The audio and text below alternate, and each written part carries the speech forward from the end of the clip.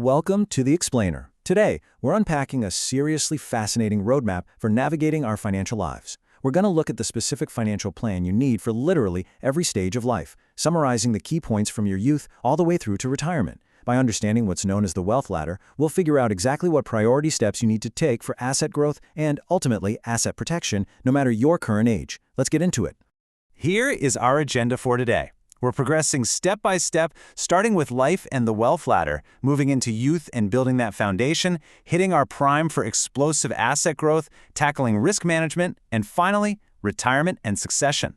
So, tell me, are you actually using the right financial strategy for your current age? It's a massive question, right? Because the undeniable truth about money is that our needs are continuously evolving. What works brilliantly for your finances in your 20s? Yeah, that can be a total disaster if you try it in your 50s. We constantly have to ask ourselves, wait, am I playing at the right level?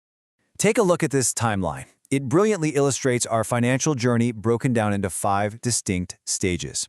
You've got the foundation years from 18 to 30, early accumulation up to 45, peak earning until 55, pre-retirement, and finally, conservation at 65 plus. At each of these markers, your priorities absolutely must shift. You simply can't use a foundation strategy when you're entering the conservation phase. It just doesn't work.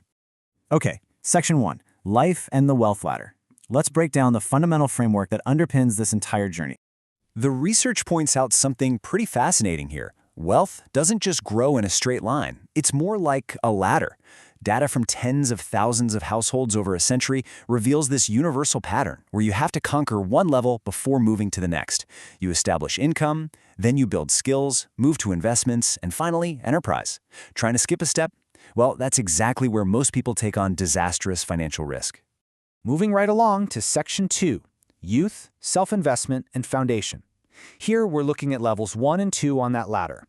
This phase generally applies to the 18 to 30 crowd. During these years, your primary goal is absolutely not getting rich quick. In fact, it's a huge trap to rush into risky investments, like dumping everything into crypto, hoping for a massive win when your income is still low. The research is super clear here. Your absolute best return on investment right now is your own human capital. The winning strategy is pushing the ceiling of your earning potential higher by acquiring skills. Remember, 100% return on a tiny little bank balance won't change your life, but doubling your salary, that absolutely will. Right alongside boosting that income, you've got to establish some baseline habits. The classic 50-30-20 budget, it is a fantastic starting point. That's 50% for needs, 30% for wants, and 20% for savings and debt. You also want to build an emergency fund of 3 to 6 months of living expenses and strategically tackle those student loans.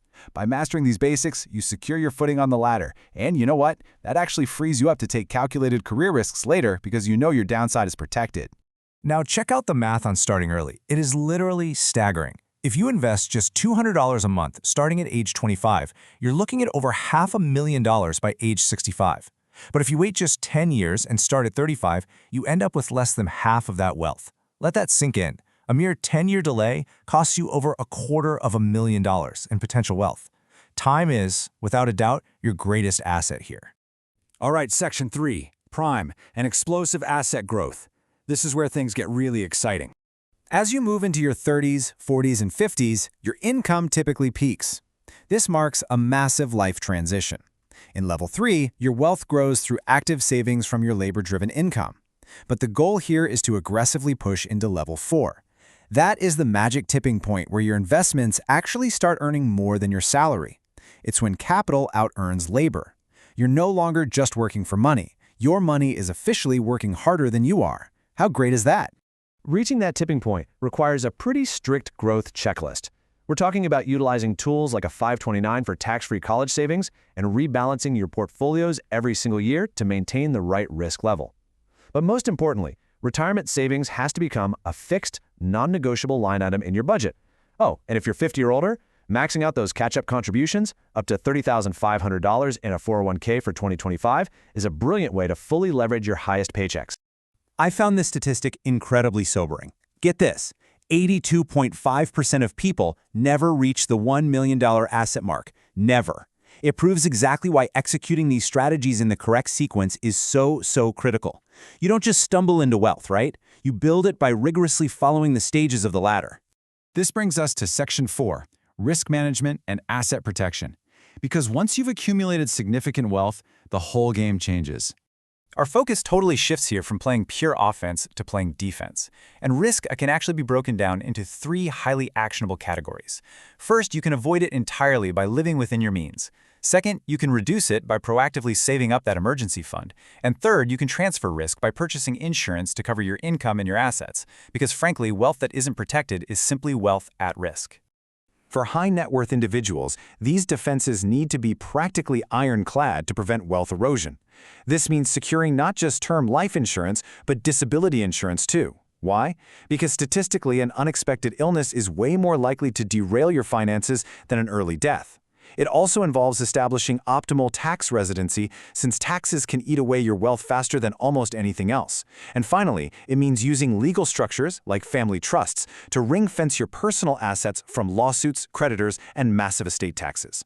And finally, Section 5, Retirement, Maintenance, and Succession. We have officially reached the summit of our ladder. At this stage, the goal completely flips from accumulation to maintenance and succession, converting your savings into lasting income. You aren't just coasting into retirement, you are actively planning the pivot. First, calculate your exact income need, which usually means replacing 70 to 80% of your pre-retirement income.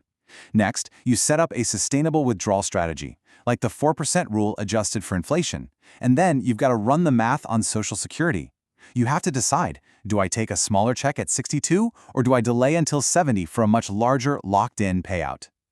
As you transition fully into this conservation phase, simplification becomes your absolute best friend. Consolidating your accounts just makes managing everything so much easier. You also need to prep for IRS required minimum distributions, which kick in at age 73. And crucially, updating your estate plans, we're talking wills, powers of attorney, beneficiaries, is totally vital.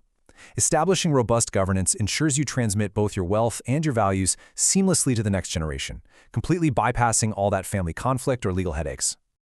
I love this quote. Protecting wealth is more important than earning it in the final stages of wealth building. It's such a profound shift in mindset, isn't it? Back in your 20s and 30s, your job was hustle, growth, and pushing limits. But now, your primary job is disciplined preservation.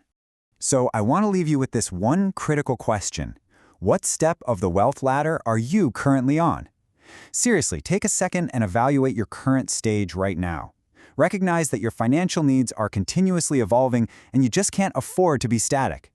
Figure out the single most important action you need to take today to step securely up to your next level and build your future from there.